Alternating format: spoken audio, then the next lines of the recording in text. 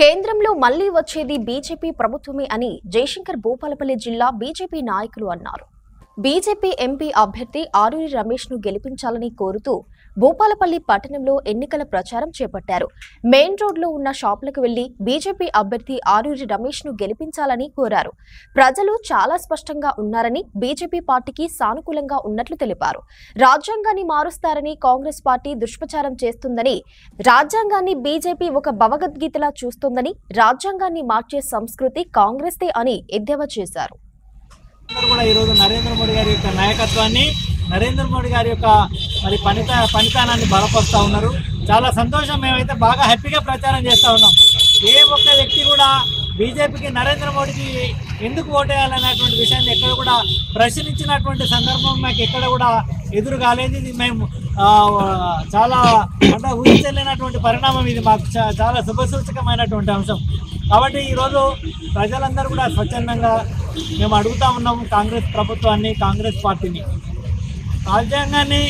రాజ్యాంగాన్ని మార్చేటువంటి నరేంద్ర మోడీకి ఓట్లేయాలని ఈ రాష్ట్ర ముఖ్యమంత్రి చాలా సందర్భాలలో ప్రతిరోజు నోరు తెస్తే రాజ్యాంగం గురించి మాట్లాడుతూ ఉన్నాడు.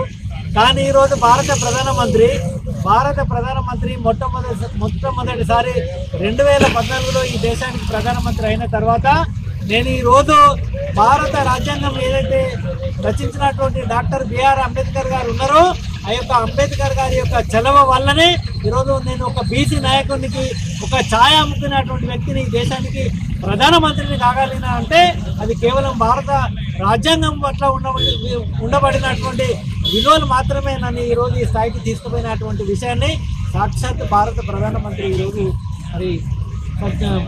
మరి ప్రకటన చేసినటువంటి పరిస్థితి. ఈ దేశాన్ని పరిపాలించినటువంటి కాంగ్రెస్ పార్టీ భారత రాజ్యాంగాన్ని రచించినటువంటి డాక్టర్ బిఆర్ అంబేద్కర్ గారిని క్యాబినెట్ నుంచి, జవహర్ లాల్ నెహ్రూ గారి యొక్క క్యాబినెట్లో మంత్రిగా ఉండబడినటువంటి బిఆర్ అంబేద్కర్ గారిని సస్పెండ్ చేసినటువంటి సంస్కృతి, రాజ్యాంగాన్ని మార్చినటువంటి సంస్కృతి ఈరోజు కాంగ్రెస్ పార్టీదే తప్పితే భారత రాజ్యాంగాన్ని ఎక్కడ కూడా భారతీయ జనతా పార్టీ అది భగవద్గీతతోటి సమానంగానే చూస్తూ ఉన్నాం తప్పితే భారత రాజ్యాంగాన్ని మార్చేటువంటి ప్రసక్తే లేదని ఈరోజు ప్రధానమంత్రి అమిత్ షా గారు, కిషన్ రెడ్డి గారు, జేపీ నడ్డా గారు, రాజ్నాథ్ సింగ్ గారు అనేక మంత్రివర్గంలో ఉండబడినటువంటి పెద్దలందరూ చెప్తా ఉంటే ఒక దుర్మార్గమైనటువంటి ఆలోచనని ఈరోజు కాంగ్రెస్ ప్రభుత్వం ప్రచారం చేస్తూ ఉంది. వాళ్ళకు ప్రచారం చేసుకోవడానికి ఎక్కడ కూడా అవకాశం లేదు. రాజ్యాంగం పేరు మీద ప్రజలు మోసం చేస్తూ ఉన్నారు. మీరు మోసం చేసిన కాడి చాలు. ప్రజలు 5 నెలల కాలం లోపలనే మీరు ఇచ్చినటువంటి హామీలను అమలు చేయడం లోపల మీ యొక్క సర్కారు పూర్తిగా వైఫల్యం చెందింది. కూలీలకు 1200 ఇవ్వలేదు, మహిళలకు 2500 ఇవ్వలేదు, రైతు రుణమాఫీ జరగలేదు, వరి ధాన్యానికి 500 బోనస్ ఇవ్వలేదు, కళ్యాణ లక్ష్మి బంగారం ఇవ్వలేదు, 15,000 రైతు బంధు ఇవ్వలేదు. మీరు ఇచ్చినటువంటి హామీలు అమలు చేయడం లోపల మీరు విఫలమైన, మీరు పతనమైన తప్పితే ఈరోజు భారతదేశం యొక్క ఆర్థిక పరిస్థితి ప్రపంచంలో మనము 5వ ఆర్థికంగా బలపడినటువంటి ఆర్థిక సంపన్న దేశంగా తీర్చిదిద్దినటువంటి ఘనత ఈరోజు నరేంద్ర మోడీ గారిది.